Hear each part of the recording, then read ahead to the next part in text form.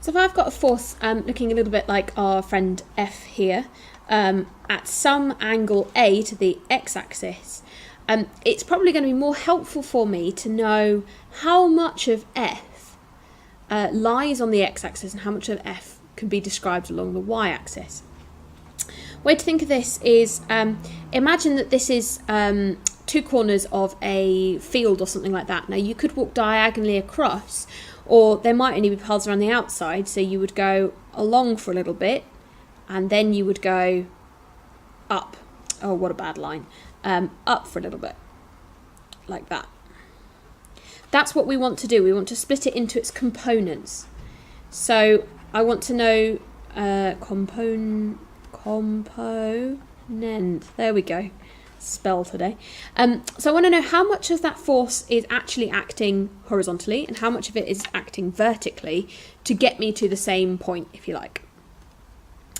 So this has formed a little triangle. That triangle is right angled because we're acting on the x and the y axis. And so I can describe this side as the opposite of my triangle, this side as the adjacent, and this one as the hypotenuse. Now I know that my hypotenuse is F. That is the size of the force. We tend to label it at the end of the force line, but you could easily label it along the force line as well. So now, if I look at linking the angle, the opposite, and the hypotenuse, I know that from SOHCAHTOA, sine of the angle is opposite over hypotenuse. The opposite we don't know, that's what we're trying to find out. The hypotenuse is F, and so the opposite can be described as F sine A. So this amount of F that's actually acting vertically is F sine A. So it's sine A amounts of F, which is less than F. We can do the same thing for the adjacent. So we know that cos of an angle is the adjacent over the hypotenuse. The hypotenuse is F, and we don't know the adjacent. So the adjacent then can be described as F cos A. So this force here can be described as F cos A. Now that's a general rule, that is splitting it into its component forces. The force opposite the angle is the hypotenuse, whatever the force is, times by sine A, and the one next to or touching the angle is F cos A. So working on these three problems then, this is 5, which is our force, cos 30, because it's next to the angle, and the one going up is 5 sine 30. Now a note here, we don't tend to write this vertical force just floating around in space here. Imagine we had a particle here, we'd want to draw the force coming out of the particle.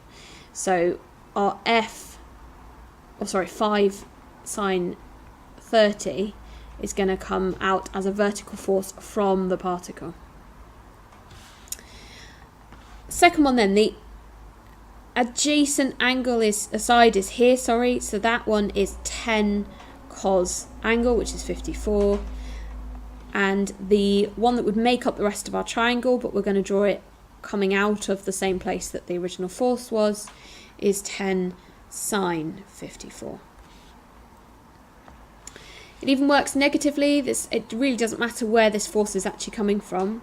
So the amount going out here is 50 cos 24, angle of 24. And now it's an amount going down there, which is 50 sine 24. And that's because we'd go along this bit and then down to the end of the force line that we've drawn. So just a helpful way of thinking about it. We're going to use resolving forces in loads of contexts throughout your mechanical studies this year and next. But one way we could see them is through a kind of almost purely abstract algebraic approach. So we've been told here that the four coplanar forces are in equilibrium.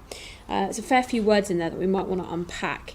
So coplanar just means that they're all acting on the same sort of slice of time and space. So we're not moving around in 3D, we're looking at this little 2D picture and just thinking about them going up and down as opposed to in and out of the page as well. And then equilibrium, if you've looked at your force video, what are forces and what are the Newton's laws, you'll know that equilibrium is where equal and opposite forces are balanced. And that means that we have no acceleration.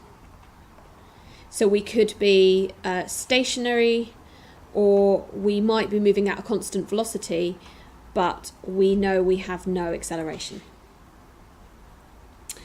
So in order to find out what x and what y are, which is the purpose of our question, I'm going to need to resolve, so split into its component parts, this 24 Newton force and this 40 Newton force.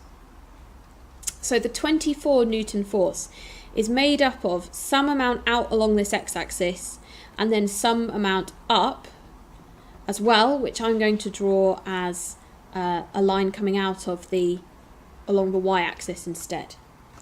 So the amount coming out horizontally is 24 cos 30 because it's next to the angle.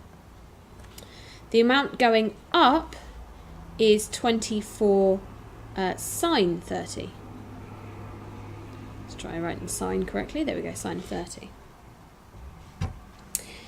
For my 40 Newton force, I could resolve around this 60-degree angle, or I could be cheeky and just write in the 30-degree there.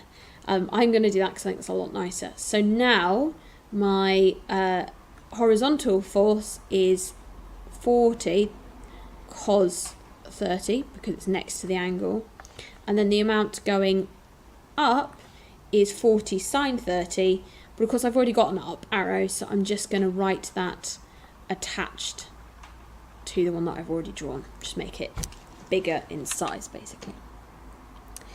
Now at the moment I've got on my diagram 6 forces. Of course there wasn't 6 forces to begin with, there's only 4, so I need to show that I've gotten rid of some of those.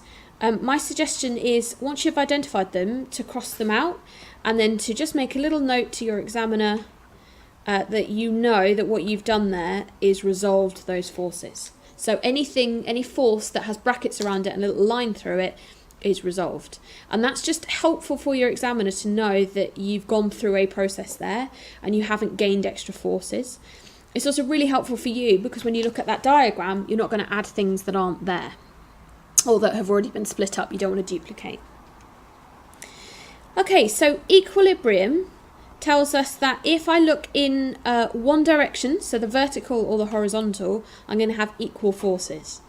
So if I look in the vertical direction for now, y then must be equal to 40 sine 30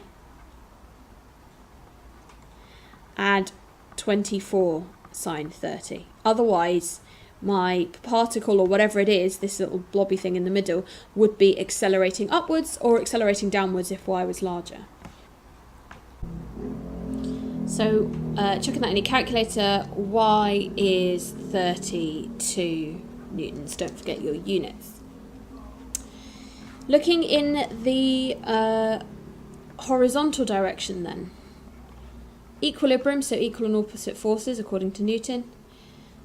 Looking in that horizontal direction, 40 cos 30 is equal to 24 cos 30 plus my force x, in which case x is equal to 40 cos 30 minus 24 cos 30, which is 8 root 3.